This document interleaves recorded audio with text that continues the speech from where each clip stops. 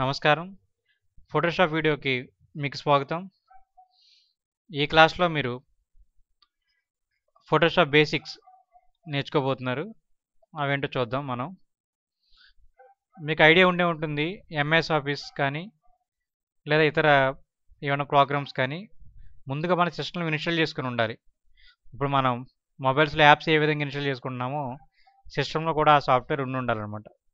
So Photoshop నేర్చుకునే వాళ్ళకి Photoshop software install చేసుకుని ఉండాలి. అది ఎలా ఓపెన్ చేయాలో చూద్దాం మనం. స్టార్ బటన్లోకి వెళ్తాం. యాక్చువల్లీ ఇక్కడ నాకు ఇక్కడ ఫోటోషాప్ అని ఉంది. చాలా వాటిలో ఉండకపోవచ్చు అలా. సో మీరు ఎక్కడ వెతకాలంటే ఆల్ ప్రోగ్రామ్స్లోకి వచ్చి దీని మీద క్లిక్ చేసిన తర్వాత ఇక్కడ వెతకాలన్నమాట. చూడండి ఇక్కడ అడాబ్ ఫోటోషాప్ అని ఉంది కదా. ఈ అడాబ్ ఫోటోషాప్ 7.0 అనేది వెర్షన్ అనమాట ఇది. దీని తర్వాత మనకి CS1, CS2 అలా వెర్షన్లు వరుసగా వచ్చాయి. ఇప్పుడు CS6 అనేది లేటెస్ట్ వెర్షన్ అనమాట.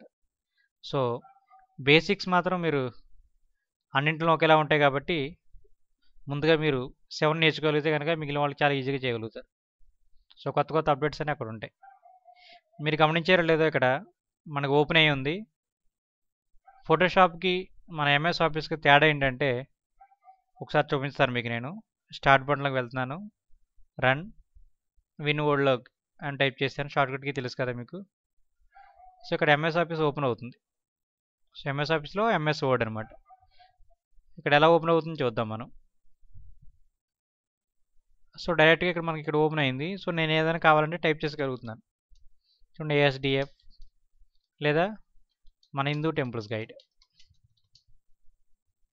సో ఇక కొత్త వాళ్ళకి కూడా పెద్ద ప్రాబ్లం ఏమి ఉండదు. వాళ్ళని మీకు కావాలంటే ప్రయోగాలు చేసుకోవచ్చు. సేవ్ ఆర్ నో చేసిన కానీ ఇక్కడ చూడండి మీరు ప్రయోగాలు చేయడానికి ఏమీ ఓపెన్ అవ్వలేదు. సో అందుకనే ఫోటోషాప్ బేసిక్స్ అనేది ఉండాలి మీరు. తర్వాత మీరు ప్రయోగాలు చేద్దారన్న. సో ఇక్కడ మీరు ఇవన్నీ కాసేపు మర్చిపోండి. ఇక్కడ ఏం కనిపిస్తున్నాయి. ఫైల్లోకి వెళ్ళి న్యూ అని టైప్ చేస్తాం. న్యూ మీద క్లిక్ చేసిన తర్వాత ఇక్కడ న్యూలో ఒక అన్టైటిల్ ఉంది కాబట్టి మనం నేమ్ ఇచ్చుకోవచ్చు. నేను హిందూ టెంపుల్స్ గైడ్ అని వేస్తున్నాను. తర్వాత మీకు ఫోటోలు ఐడియా ఉంటుంది కదా మనకి. ఫోటోల సైజ్ ఎంత కావాలని అడుగుతారు మనకి. ఏదైనా ఫోటో స్టూడియోకి వెళ్ళి మనం ఫోటో తీయించుకోవాలనుకుంటే ఏ సైజులో కావాలి మీకు, పాస్పోర్ట్ సైజా, ఏ సైజు కావాలని అడుగుతారు కాబట్టి మనకి ఇక్కడ సైజులు కొన్ని ఇవ్వడం జరిగింది. చూడండి 4x6 A4 సైజ్, A3. దానితో పాటు మనకి యూట్యూబ్ వీడియోస్ కానీ లేదంటే మనకి మ్యారేజ్కి ఆల్బమ్ తయారు చేస్తారు కదా, ఆ టైంలో కానీ అప్పుడు మీకు HDV ఇమోజెస్కి వీటికి సైజ్ ఆల్రెడీ ఇవ్వడం జరిగిందండి. 12x1280x720 అనేది HD అనమాట. ఇంకా ఐజోలేషన్ కావాలంటే మీకు 1920 పెట్టుకోవచ్చు. సాధారణంగా యూట్యూబ్ వీడియోస్కి అయితే కనుక ఈ 1280x720 సరిపోతుంది. సో ఇప్పుడు నార్మల్గా వాడు ఇచ్చిన సైజు 4x6 అని ఉంది కదా, ఈ సైజు కావాలంటే మీరు ఇది కూడా మార్చుకోవచ్చు. నాకు ఇలా వద్దండి కావాలనుకుంటే కనుక మీరు A500 పెట్టుకున్నారనుకోండి. ఇక్కడ మీకు ఇంకొక విషయం ఏంటంటే ఇక్కడ మనం విడతీస్తున్నాం 500. ఈ 500 ఏంటి ఇక్కడ యాక్చువల్గా ఏముంది, ఇక్కడ ఇంచెస్ అని ఉంది. ఈ మెజర్మెంట్స్లో చూడండి ఇంచెస్తో పాటు పిక్సెల్స్ ఉంటుంది, సెంటీమీటరు, మిల్లీమీటరు, పాయింట్స్ ఇవన్నీ వరుసగా ఉంటాయి. ఒక్కొక్కరికి ఒక్కొక్క అలవాటు ఉంటుంది అనమాట. చూడండి పిక్సెల్స్. సో 500 పిక్సెల్ తీసుకున్నాను నేను. Height 600 pixels. ఇవన్నీ ఒకేలా తీసుకోవాలి. పైన పిక్సెల్ ఉన్న కింద ఇంచెల్లోనూ కాకుండా.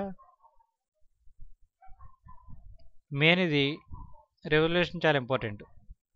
రెజల్యూషన్ ఎందుకని అడుగుతున్నాం అంటే సాధారణంగా ఇక్కడ మనం ఫేస్బుక్లోను లేదా వెబ్లో మనం చూసే ఇమేజెస్కి 72 సరిపోతుంది అనమాట.